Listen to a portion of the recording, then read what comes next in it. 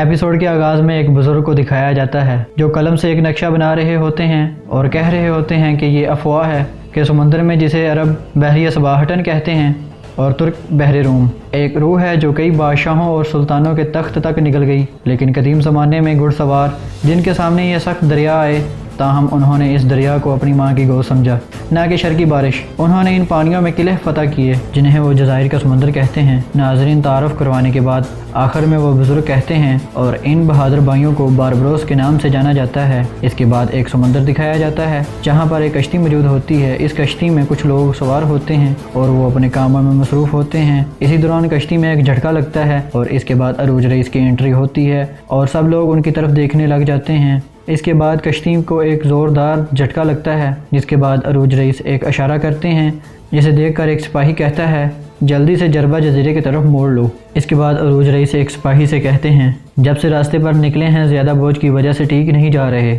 جسے سن کر وہ سپاہی کہتا ہے میں تو اس مسئلے کا حل بتا رہا تھا، آپ لوگوں نے سنا ہی نہیں۔ یہ سن کر ساتھ ہی موجود ایک سپاہی اسے کوہنی مار کر خاموش کروا دیتا ہے۔ اس کے بعد عروج رئیس کہتے ہیں ہمیں اشارہ ملا، ہم نے ہاں کہا اور بوجھ اٹھانے کا ذمہ بھی لیا۔ اس کے بعد وہ اپنے سپاہیوں سے مخاطب ہو کر کہتے ہیں میں نے اپنے لوگوں سے کبھی بھی جھوٹ نہیں بولا اور کبھی مصیبت میں اکیلا نہیں چھوڑا۔ آج بھی سب کچھ صاف صاف بتا دوں گا، سمندر وسیلہ ہے اور کشتی بھی بھاری ہے۔ ہمارا مقصد خارجی راستے سے نکلنا تو ہے، ہم اپنی کوشش سے نکل ہی جائیں گے، لیکن وہاں جانے کے بعد لڑائی بھی لڑنی ہوگی۔ لوگ تین طرح کے ہوتے ہیں، ایک بادشاہ ہوتے ہیں، دوسرے بادشاہوں سے ڈرنے والے اور تیسرے وہ جن سے خود بادشاہ بھی خوف کھاتے ہیں۔ آج تک ہم نے اللہ کے حکم سے کبھی بزدلی نہیں دکھائی۔ سپاہیوں، آج چاہے ہمارے سامنے ڈاکو آ جائیں اور چاہے بادشاہ خود ہی کیوں نہ آ جائے، آپ لوگوں سے وعدہ کرتا ہوں آپ ان کی آنکھوں میں ہمارا خوف دیکھو گے۔ اور آخر میں عروج رئیس کہتے ہیں ہمارا وعدہ ہماری قسمت مان جائے کیا؟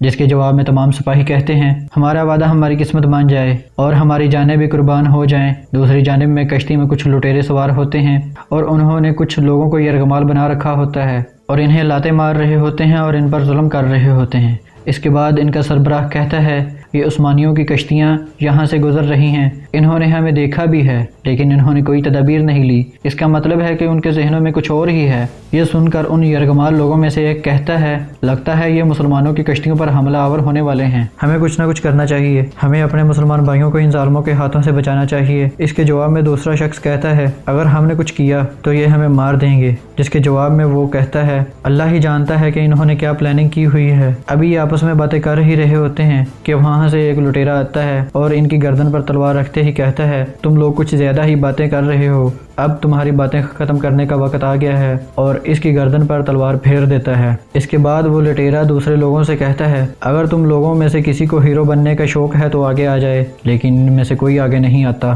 اس دوران پتھروں میں چھپا ہوا لٹیرا کوے کی آوازیں نکالنے لگتا ہے۔ یہ سن کر عروج رئیس اپنے ساتھی کو کہتے ہیں تمہیں اس حوالے سے بہت علم ہے، یہ جو پرندے کی آوازیں آ رہی ہیں جہاں تک مجھے معلوم ہے یہ پرندے پانی میں کشتی کو دیکھتے ہی فوراً حملہ آور ہو جاتے ہیں، لیکن یہ ایسا نہیں کر رہے، کیا وجہ ہو سکتی ہے؟ یہ سن کر ان کا ساتھی کہتا ہے یہ پرندے دریا میں ایک مچھر تک کو نہیں چھوڑتے۔ ناظرین، وہ لٹیرا یہ آواز اس لیے نکال رہا ہوتا ہے کیونکہ وہ اپنے ساتھیوں کو اشارہ دینا چاہتا ہے، جس آواز کو سن کر کشتی پر موجود ان کا سربراہ کہتا ہے ہمیں اشارہ مل گیا ہے، وہ ہمارے قریب پہنچنے والے ہیں اور کچھ دیر بعد وہ پتھر کی دوسری جانب نمودار ہوں گے۔ اور اسی دوران الیاس اوپر آ جاتے ہیں جسے دیکھ کر عروج رئیس کہتے ہیں کہ تم آگے ہو، آج کا کام ہمارے لیے تھوڑا مشکل ہونے والا ہے اور ہمیں اس کے لیے ہمت دکھانا ہوگی۔ اس کے بعد عروج رئیس اپنے ایلچی کو کہتے ہیں کہ آپ کمرے میں چلے جائیں اور اپنے محافظوں کو بھی اپنے ساتھ لے جائیں کیونکہ وہ جان جاتے ہیں کہ حملہ ہونے والا ہے۔ یہ سن کر ایلچی وہاں سے روانہ ہو جاتا ہے اور یہاں لٹیروں کا سردار اپنے سپاہی کو کہتا ہے اگر وہ لوگ ہمارے اشارے کو سن کر رک جاتے ہیں تو ٹھیک ہے، لیکن اگر وہ نہیں رکتے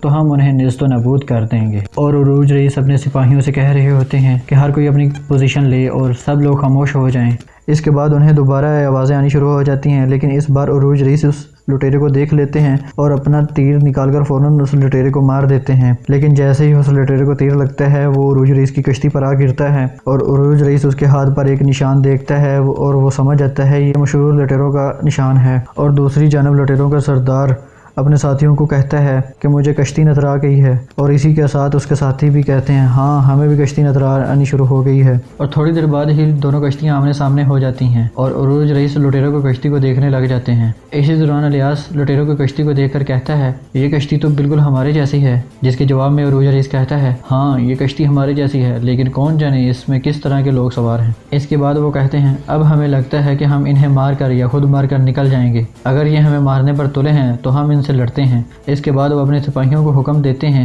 کہ اپنی جگہ سنبھال لو، جس کے سنتے ہی تمام سپاہی اپنی اپنی پوزیشن سنبھال لیتے ہیں، اور اس کے بعد عروج رئیس کہتے ہیں توپوں میں بارود بھرو، اور اسی دوران لٹیروں کی طرف سے حملہ شروع ہو جاتا ہے۔ یہ دیکھ کر عروج رئیس کہتے ہیں فی الحال انتظار کرو۔ کچھ دیر بعد عروج رئیس کی کشتی لٹیروں کی کشتی کے سامنے کھڑی ہو جاتی ہے، اور قریب پہنچتے ہی عروج رئیس اپنے سپاہیوں کو حکم دیتا ہے کہ اب توپیں چلاؤ، جسے سن کر عروج رئیس کے سپاہی توپیں چلا دیتے ہیں، جس کی وجہ سے لٹیروں کے کچھ سپاہی مر جاتے ہیں اور کچھ ادھر ادھر ہو جاتے ہیں۔ اس کے بعد عروج رئیس اپنے سپاہیوں کو تیر لانے کو کہتا ہے، جس کی مدد سے عروج رئیس ان لٹیروں کو مار گراتا ہے، اور جو لٹیرے بچ جاتے ہیں وہ کچھ رسیوں کے ذریعے عروج رئیس کی کشتی پر سوار ہو جاتے ہیں اور کچھ پانی کے ذریعے چڑھاتے ہیں۔ اس کے بعد وہاں کافی دیر تک جنگ جاری رہتی ہے، جس کے بعد عروج رئیس کی کشتی پر لٹیروں کا سردار بھی آ جاتا ہے، اور لٹیروں کا سردار عروج رئیس سے کہتا ہے کہ تم لوگ جو بھی تحائف لے کے جا رہے ہو وہ سب ہمارے حوالے کر دو، اگر تم لوگ ایسا کرتے ہو تو ہم تمہیں چھوڑ دیں گے اور کچھ نہیں کہیں گے۔ جس کے جواب میں عروج رئیس کہتا ہے کہ یہ سلطان کے تحائف ہیں، یہ تم جیسے لانتیوں کے حوالے نہیں کروں گا،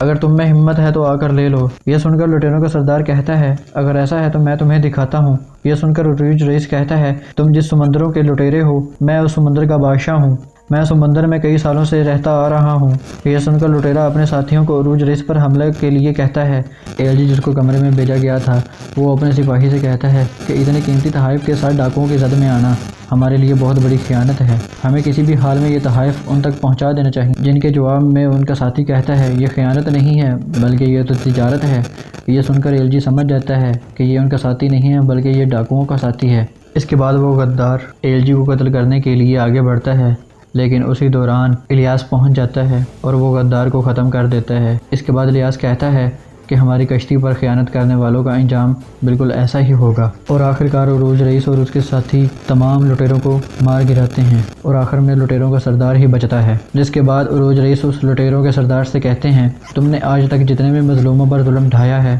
آج میں ان سب کا حساب لوں گا۔ اس کے بعد عروج رئیس اس پر حملہ کر دیتے ہیں اور اسے نیچے گرا دیتے ہیں، اور اسی دوران اسے رسی سے باندھ کر کشتی کے نیچے لٹکا دیتے ہیں۔ یہ دیکھ کر اس کے سپاہی عروج رئیس کے حق میں نعرے لگاتے ہیں اور اپنی خوشی کا اظہار کرتے ہیں، اور یہاں پر ایپیسوڈ کا اختتام ہو جاتا ہے۔